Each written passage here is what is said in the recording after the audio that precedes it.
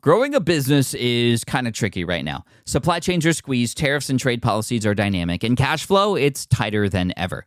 You need clarity to come out on top. Without it, you risk falling behind. If only you could hop in the DeLorean and see the future, right? Thankfully, there's NetSuite by Oracle. NetSuite has real-time forecasting to help you move ahead with confidence. This is your AI-powered business management suite and the #1 cloud ERP. Trusted by over 42,000 businesses, NetSuite brings accounting, financial management, inventory, and HR all under one roof. It's your single source of truth, giving you the data and control you need to move quickly. And with AI built in, you can automate the busy work and focus on strategy. NetSuite helps you see what's stuck, what it's costing you, and how to pivot fast. If I were running a business with a lot of moving parts, I'd use NetSuite for full control over everything. Tame the chaos with NetSuite. If your revenues are at least in 7 figures, download the free ebook, Navigating Global Trade, 3 Insights for Leaders at netsuite.com/SPI. That's netsuite.com/SPI. You spent months building towards launch day, but when the clock hits 0, your site crashes. Bots swarm, and loyal fans rage on Reddit. That's not good. Fanfare was built to stop that. Fanfare is the drop platform made for high-pressure moments, stampede-proof infrastructure, verified waitlists, and bot filters that actually work. Instead of refunds and rage, you get retention and revenue. And that sounds great to me. Your next launch shouldn't be a gamble. Get Fanfare's 5-step hype drop playbook and learn how to bulletproof your drop at fanfare.io/playbook. Again, that's fanfare.io/playbook. True friendships are built from exchanges of meanings. It's not words. It's not only what you say, it's the actions that follow that give those words meanings. The conversations that were meaningful to me are the ones where either I gained new knowledge, I felt really good emotionally, or that I simply felt heard. If you give more than you take, you will receive more from life than you can ever imagine. Hey, it's Pat here. You're about to listen to something a little different on the show today. It's not our usual Friday format where I follow up on Wednesday's episode. Don't worry, those aren't going away forever. Just a little break to bring in something even more special, in my opinion, our Teaching Friday series, which we do with our SPI Pro members. We have an incredibly talented pool of people within SPI Pro, so we thought, why not give our pros the spotlight and teach you here on the podcast every once in a while? It's just one of the perks of being a part of Pro, in fact, is this possibility. With each episode, you get to hear a different pro teach you something special from their area of expertise. Without further ado, I'll let them take it away. Oh, and if you want to find out more about SPI Pro and be a part of it, you can go ahead and apply at spipro.com. You're listening to the Smart Passive Income Podcast, a proud member of the Entrepreneur Podcast Network, a show that's all about working hard now so you can sit back and reap the benefits later. And now today's guest host. He saw one of his favorite movies of all time, The Matrix, 6 times in the theaters when it was first released in 1999. Ben Ye. Louis, I think this is the beginning of a beautiful friendship. This quote was by Rick, played by Humphrey Bogart in the movie Casablanca. Folks, I'd like to ask you, when was the last time you received a warm lead, a referral, or an opportunity that came your way from your friends or network? When was the last time you actually gave a warm lead, referral, or an opportunity to someone you know within your network? There's a quote I want to share. Your network is your net worth. This quote was attributed to Jim Rohn. Now, I do believe this to a certain extent. I believe your network can be a powerful soil, an environment that you can cultivate.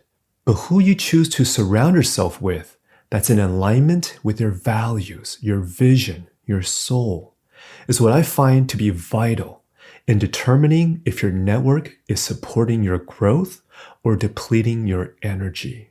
Do you want to know the secret to building impactful relationships? You'll definitely want to tune in to today's episode because I'm going to reveal the magic of how I've cultivated my network that has bared so many unexpected fruits over the past 2 decades. Hi folks, My name is Benjamin Ye, and I'm a business and transformation coach. I am so grateful to be back on SPI to share another Teaching Friday episode. As you may recall, I was on SPI 580 on how to listen to and follow your intuition. And I'm ecstatic to share today's topic on the secret to building impactful relationships.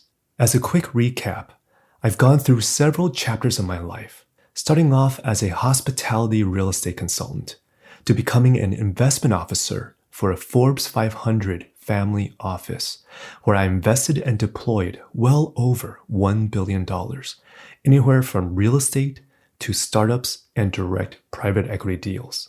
When I combined my professional experiences with my spiritual journey, I began to understand that the words we use and the thoughts that we think about are all energy. And when you bring that alignment in your life with the words you say, the actions you take, and the directions you go towards that make you feel happy, life starts unfolding for you in a magical way. If you have a burning desire to live an enriching life physically, mentally, and spiritually, I invite you to subscribe to my Boom Vision podcast. Boom Vision is all about health, wealth, and higher self.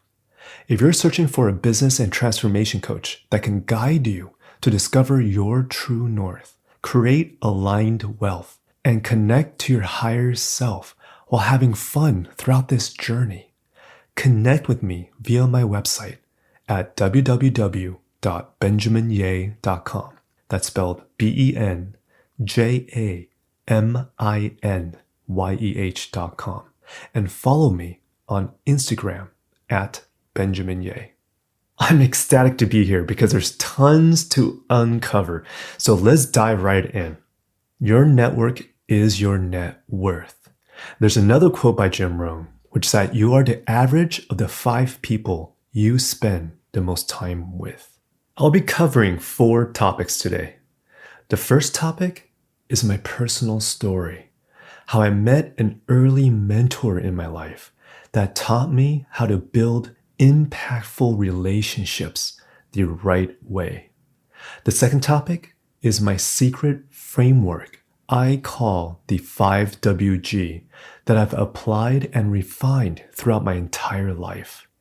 The third topic is things to look out for, how to best nurture your soil, your environment that you're rooted in, your immediate network. And last but not least is action steps, what you can start doing to intentionally cultivate new, meaningful relationships that best nourish your growth. So let's start with my personal story. Chapter 1, Act of Kindness. This story starts during my freshman year in college when I was up at UC Berkeley. It was a few months into my first semester when I got a really strange phone call. I got a call from a gentleman in the admissions office of Cornell University. To summarize this phone chat, he basically said that they were doing a year-end review of all the applicants that either got accepted, rejected, or the ones that were borderline maybes. And when they were reviewing my application in the maybe pile, he said that their office made a mistake. I should have been admitted. And I was like, wait, hold on a minute. Am I getting punked here? Is this a prank call? And the guy's like, no, this is not a prank call. I wish it was a prank call. It is not.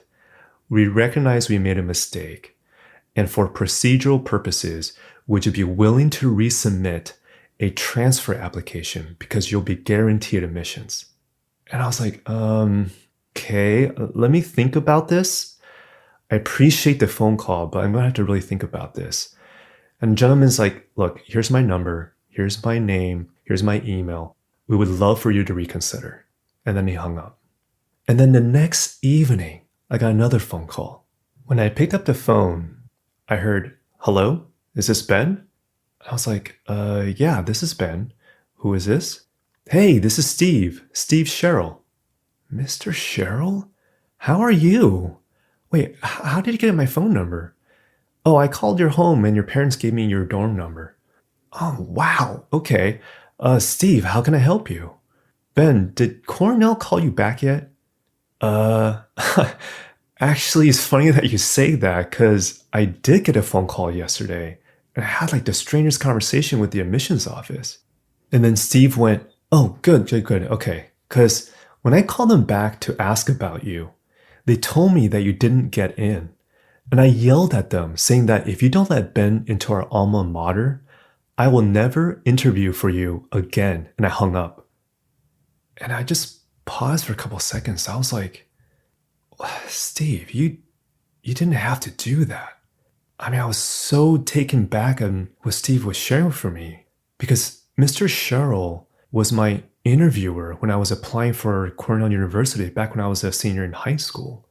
And so I want to just take a pause here and give you a flashback of the context of why this was so impactful for me.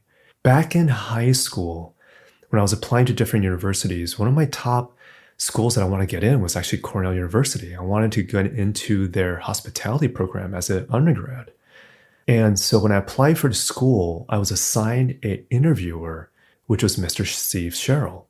And so I remember going into his house for the interview. We sat down on the couch in his living room and we had a really pleasant conversation for about 15 minutes. And then the doorbell rang. And so when he excused himself and got up and opened the door, he realized, oh my gosh, I double booked. He accidentally also booked a business meeting around the same time that I was going to interview with Mr. Sherrill. And so he basically turned around and told me, hey, Ben, I'm really sorry. I'm not able to cancel this business meeting I'm about to have. Do you mind if we finish up our interview over the phone? I was like, yeah, sure, no problem. And so I got up and then I left his house. And when I went home and my parents were asking me, hey, so how did the interview go? I created this story. I told them, I don't think the interview went that well. I don't know why I was thinking that way, but I just told my parents, I think Mr. Sherrill probably is just too busy. So why don't we just call the university to get another interviewer? I had no idea why I created that story, but I did. And I did get a second interviewer and I went to that person's house and we had a 30-minute interview. But long story short, I didn't get in. So flashback now to my dorm room. I mean, just thinking about this gets me emotional because here's a gentleman in his mid-60s at a time that I never knew prior to that interview. I only had a 15-minute interaction and I didn't even think that it went all that well.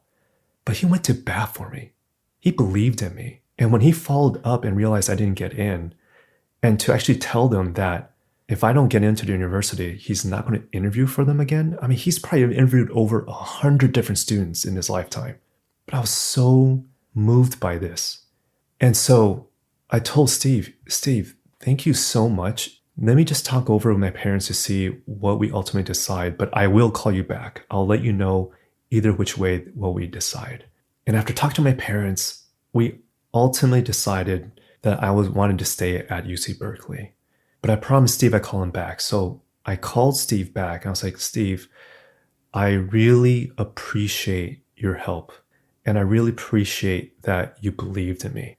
Ultimately, we've decided that I'm going to stay here at Berkeley, but just to express my gratitude, my sincere gratitude for what you've done for me. Can I help you this upcoming summer? Would you mind if I intern for you for free for the whole summer and help you in any way I can, just to express just how much I'm grateful for what you've done? And Mr. Sherrill's like, well, I haven't had an intern in a while, but sure, if you want to come by, why don't you come by this summer and help me out? Chapter 2, Learning from my mentor. So when the summer came around, I interned for Mr. Sherrill. In fact, I actually interned for him for 2 summers in a row, but it was that first summer, towards the middle of that internship, I remember vividly this one interaction. Mr. Steve Sherrill, he was a hospitality consultant, and it seems like he just knew everyone in town. And so one time he was reaching out to an executive at one of the hospitality management companies. I forget if it was Marriott or Hilton, but for all intents and purposes, let's assume he was trying to reach Mr. John Smith. And so I remember he was picking up his phone. He had this tan colored planner that had all his contacts. It was sort of like his Rolodex, right? And he flipped to the page where it was for Mr. John Smith. And then he picked up the phone and called him up.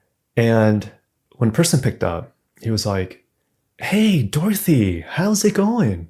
Hey, your son's about to graduate high school pretty soon, right? How's that process going?" "Yeah, and doesn't time just fly?" "Hey, by the way, I remember last time you said that you really love Krispy Kreme donuts. I've got this voucher for a free dozen glazed Krispy Kreme donuts. Do you mind if I mail that to you?" "Great, great, great. Okay. Hey, by the way, is Mr. Smith in?" "Oh, yeah, Steve, right away. Let me patch you right through."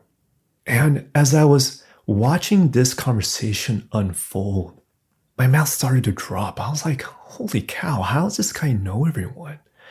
And I remember Mr. Sherrill, out of the corner of his eye, he saw that my mouth was just dropping and just like in awe. And so he was basically, when he was on the phone, he was pointing at his planner. And I remember looking at his planner, and under the entry of Mr. John Smith, it said EA. EA stands for Executive Assistant. EA, semicolon, Dorothy. Son's about to graduate high school, loves Krispy Kreme. And I was just like, whoa, what's going on here? Mr. Sherrill had a system that is totally working for him.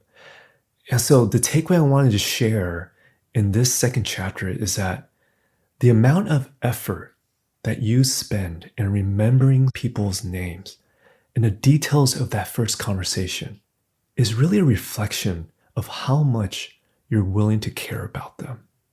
And so chapter 3, cultivating your soil. What happens when you implement a system that resonates with you? So over the years, after that internship, I remember going back to university and I was telling everyone I knew, my cousins, my friends, guys, there's a system that works. You guys need to implement this. And I remember it just, none of my friends really did it, but I took it seriously because I realized this really works.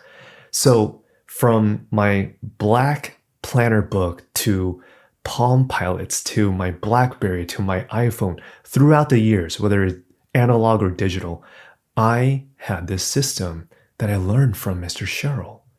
And the thing is that when you're planting these seeds, without continuing watering the seed, having direct sunlight, cultivating your environment, your soil, your network, it's never going to bear fruit.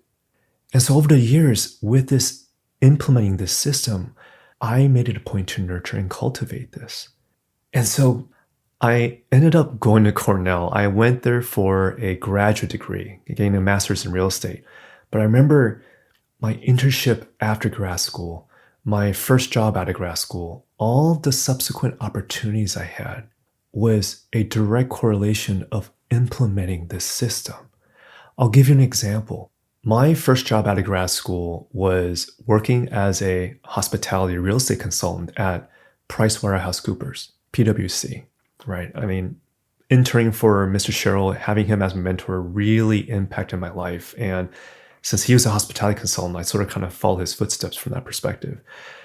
And I remember my first year at PwC, I would man the booth whenever we were having conferences at different either hospitality conferences or real estate conferences. And I remember there's one conference, there were at least 3 to 4 different hospitality shops, right? Competitors that would come to the booth and give me the business cards and be like, if you ever want to leave PwC and work for us, love to have you. And I was like, no, thank you. I'm actually really happy here at PwC. I appreciate the kind gesture, but I would keep their business cards. And after every interactions, when they leave, what would I do? I would turn the business card over. I would write the date that I met them, where I met them, which is at that conference, and one thing about that conversation we had, so that when I do follow up, there's something memorable that I can bring up.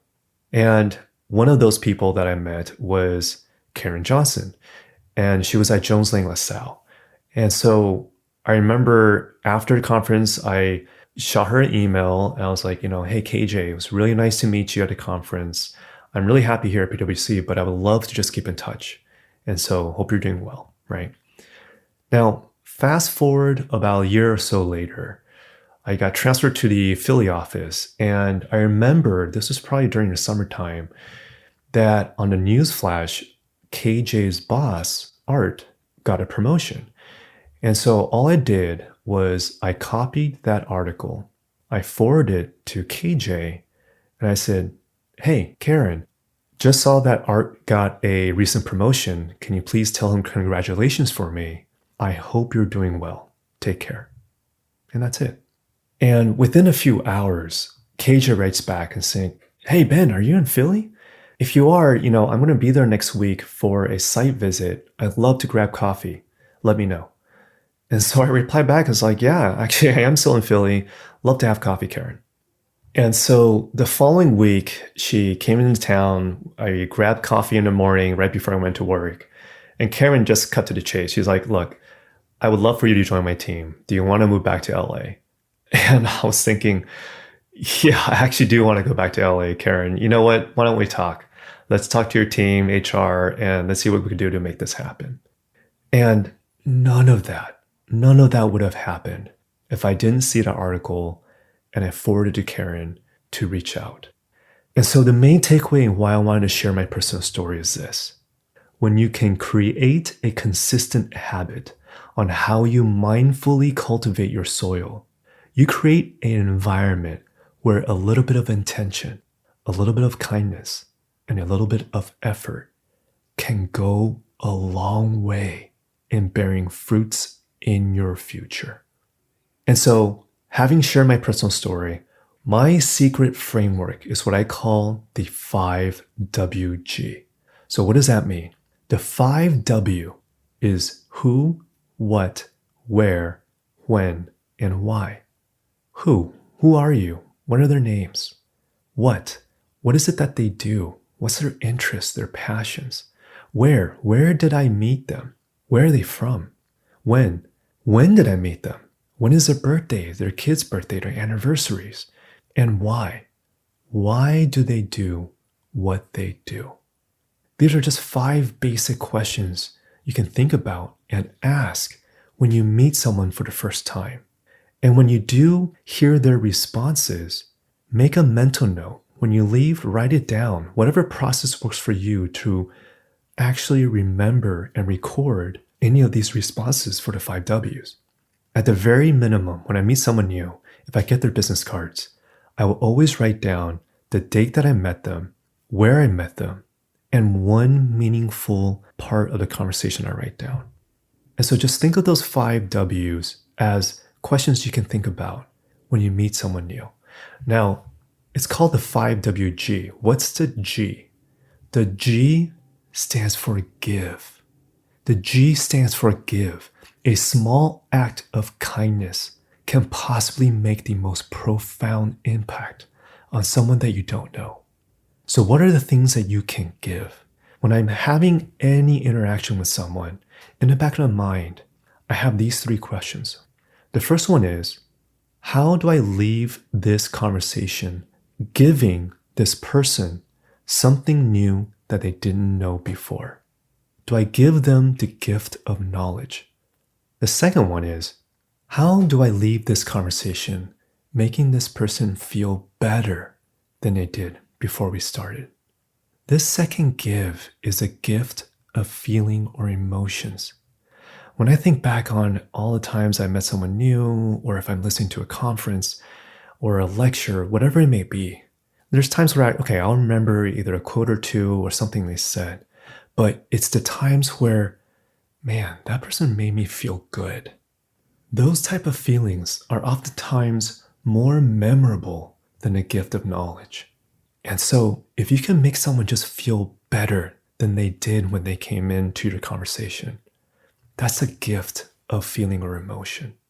And so the third gift, if it's not the gift of knowledge, if it's not the gift of feeling that the person really needs, the third question that I have is, how do I leave this conversation making this person feel heard? Maybe all they need is just space and just to be heard. And so a really easy way for you to remember these 3 gifts is IQ, EQ, SQ? IQ, do I give the gift of knowledge? EQ, do I give the gift of emotion or feeling? Or SQ, which is a space. Depending on what part of the world you're in, it's either square feet or square meter. Do I give them the gift of knowledge? Do I give them the gift of feeling? Or do I give them the gift of space? I do my best in every interaction I have with someone new or someone I already know. Do I give at least one of the three gives while striving to give all three? And so the third topic is things to look out for. Now that I've shared my secret framework of 5WG, what are things that you need to look out for? When you are always in the act of giving more than you're taking, sometimes, whether people consciously or subconsciously do this, they might be taking more than they give, right? And you want to be mindful of that. And so one of the things I've taught is 1 plus 1. 1 plus 1 can have three different answers. When is 1 plus 1 equals 2? It's when you meet someone and what they say they do. The interaction can't be transactional, but you know what to expect. There's no hidden agendas, and the energy flow is fairly net neutral. That's okay. I mean, as long as they do what they say, that's fine. When does 1 plus 1 equal infinity? Now, in my household, I have this sign, which is that anything is possible, and it's that infinity sign. And so when my kids see that infinity sign, I always ask them, what does that mean? It means anything is possible. Have you ever encountered where you met someone new, and within the first 5 or 10 minutes, it's like, oh my gosh, it's like meeting your long lost soul brother or soul sister. We just click. We have the same values. It seems like the more I talk to this person, the possibilities are endless. And I feel much more energized leaving that conversation, having that interaction. That's infinity. There's times where you meet someone where 1 plus 1 equals infinity. The energy is just so abundant. The people you meet where 1 plus 1 equals 2, and especially the ones where 1 plus 1 equals infinity, are the people you really want to mindfully nurture and cultivate, because there's a healthy flow of energy. Now, what's the third answer of 1 plus 1? It's when it equals 0. Have you ever encountered someone where you met with them, and when you left the conversation, it's like, man, I just feel so drained. What's going on? Whether they're saying it consciously or subconsciously, they take more than they give. Or something about them that your energy just feels very depleted. I want you to be mindful of that, because it doesn't mean to immediately avoid them, but just make a mental note. If you feel drained after having a conversation, maybe they're energetically taking more than they give. And if that's the case, just keep an arm's length away. You just want to be mindful that you're not surrounding yourself of people that are constantly depleting your energy. It wants to either be neutral or positive, but you don't want to be in a negative state. So with that said, what are the action steps that you can take to create impactful relationships? The first action step is planting seeds. If you resonate with my method, incorporate this into your habits when you meet new people. When you're meeting someone new, that you have a similar vibe, similar energy, similar values, make your best effort to remember at least 3 of the 5 W's and consciously think, what form of give can this person benefit the most? The second is cultivating your soil.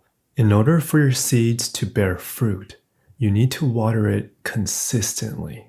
So what I'd like you to do is I'd like you to start reaching out to someone that you know at least once a week to help you build that momentum, that tiny habit.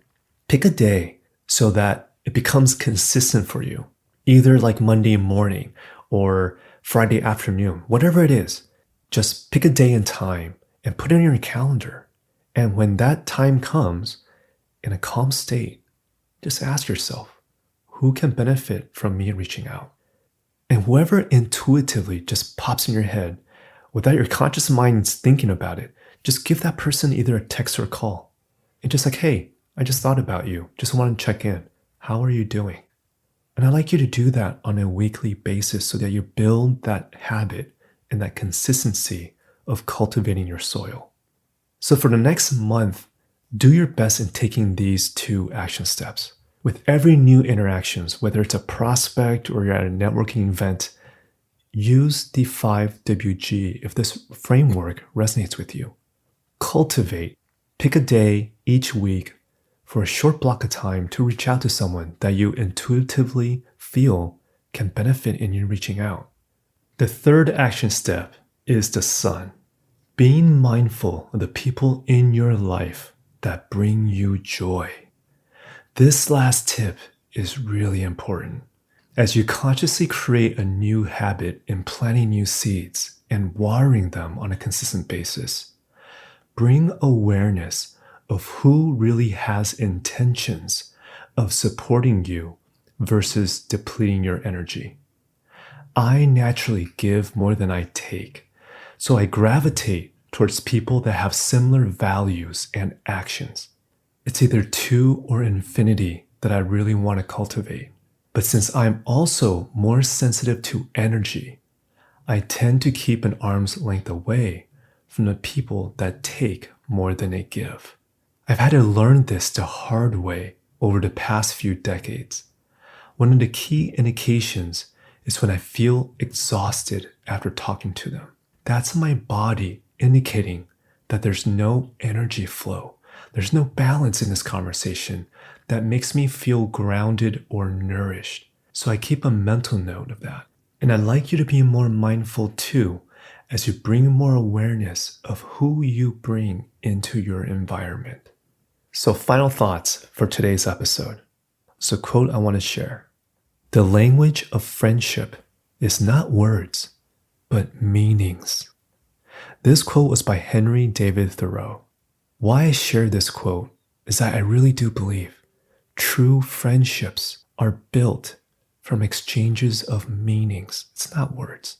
It's not only what you say, it's the actions that follow that give those words meanings. No matter how well spoken someone may be, the conversations that were meaningful to me are the ones where either I gained new knowledge, I felt really good emotionally, or that I simply felt heard. Those are the ones that I remember. And so the final takeaway from today's episode is that a small act of give, of kindness, can go such a long way in leaving a positive imprint and building an impactful relationship. If you give more than you take, if you give without any expectations of return, you will receive more from life than you can ever imagine. It doesn't take much to be kind. All it takes is a little bit of intentions and a little bit of effort. Folks, it's been such an honor to serve you again in this SPI episode. I am grateful to Pat and the SPI team for inviting me back on this show. I sincerely hope that you implement the 5WG as you cultivate your soil, your network, to help support your growth. As a bonus to the SPI audience, I've created several free downloads exclusively for the SPI listeners.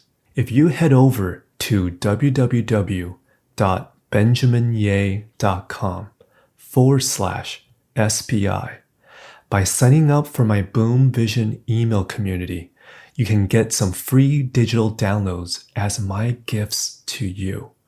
The first gift is a digital checklist of the 5WG, prompts to think about when you meet someone new and what to do as follow-ups to cultivate your soil. The second digital download is a free MP3 file that you can download to your phone of the 1-minute breathwork meditation that I shared in SPI episode 580. This makes it really simple for you to bring more calmness to your life as you set your intentions. And last but not least, I've also included 3 music playlists that I personally curated to help you raise your energy and vibration. If you're looking for more high energy, confidence, or healing and self-love. I'd love to hear from you. Send me a DM on Instagram at Benjamin Ye to let me know if the 5WG resonates with you, or if you have your own framework on how you create meaningful relationships. If you want to create your tribe that's your vibe, and if you resonate with my vibe, I invite you to subscribe to my Boom Vision podcast if you have a burning desire to live an enriching life physically, mentally, and spiritually. And if you're searching for like-minded entrepreneurs, I also invite you to check out SPI Pro, a private community that Pat and his team has curated with entrepreneurs like myself. I sincerely appreciate you listening today. My name is Benjamin Ye, and as always, be kind to yourself, be in delight, be you.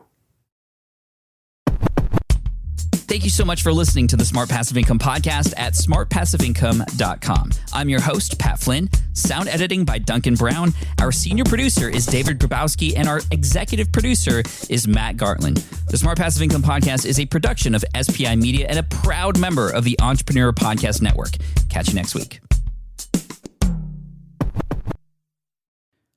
Look, I get it. You want to grow your business, but trying to sell to hundreds or even thousands of people gets very exhausting very fast. But what if you could sell at scale with a simple, powerful quiz?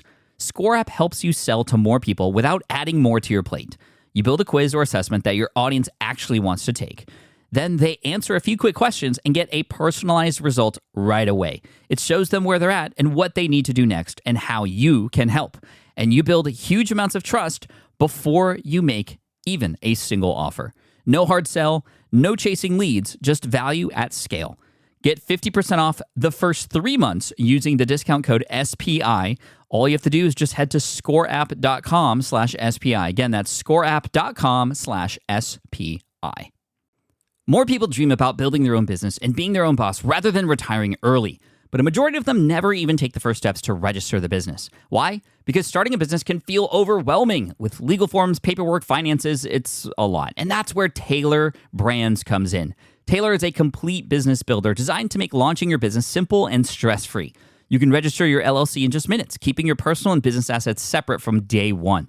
And from there, you can get access to everything you need to get off the ground, from legal documents, licenses and permits, invoicing and bookkeeping tools, and even a 100-day business coaching program to help you hit the ground running. You'll also get a free personalized business plan, branding tools, and so much more. And of course, our listeners get an exclusive 35% discount to get started.